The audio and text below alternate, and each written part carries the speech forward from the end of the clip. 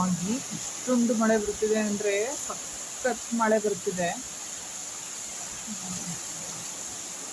Hi friends, ನೋಡಿ ಬೆಂಗಳೂರೊಳಗೆ ಅಂತ ಏನಿಲ್ಲ, ಎಲ್ಲ ಕಡೆ ಹಿಂಗೆ ಮಳೆ ಬರ್ತಾ ಇದೆಯಂತೆ. ನನ್ಗೆ ಅನ್ಸುತ್ತೆ ಒಂದೊಂದ್ಸತಿ ನಮ್ದು ಕೇರಳ ಥರ ಮುಳುಗೋದ್ರೆ ಏನು ಮಾಡೋದು? ನಮ್ಮ ಬೆಂಗಳೂರು ಮುಳುಗಲ್ಲ ಅಲ್ಲ? ಬೆಂಗಳೂರು ಆಗಿರೋರು ಕಾಮೆಂಟ್ ಮಾಡಿ, ಬೆಂಗಳೂರು ಮುಳುಗಲ್ಲ ಅಂತ 100%. ಹೌದು, ಮುಳುಗಲ್ಲ ಅನ್ನೋರು ಕಾಮೆಂಟ್ ಮಾಡಿ. ಇಷ್ಟು ಮಳೆ ಬರ್ತಿದೆ ಅಂದರೆ ನಿಂತ್ಕೊಳಕ್ಕಾಗ್ತಿಲ್ಲ ಅಲ್ಲಿ ಹೊರಗಡೆ, ಪಾಪ ಓಡಾಡೋಕ್ಕಾಗ್ತಿಲ್ಲ. ಯಾರೋ ಅವರು ಮಗು ಕರ್ಕೊಂಬರ್ಬೇಕೇನೋ ಮಳೆ ಅಂತ ಹೇಳಿ ಮಳೆಲೇ ಹೋಗ್ಬಿಟ್ರು ಛತ್ರಿ ಹಿಡ್ಕೊಂಡು. ಪಾಪ ನೋಡಿ ಅಲ್ವಾ, ನಮ್ದಿರೇ ಅಷ್ಟು.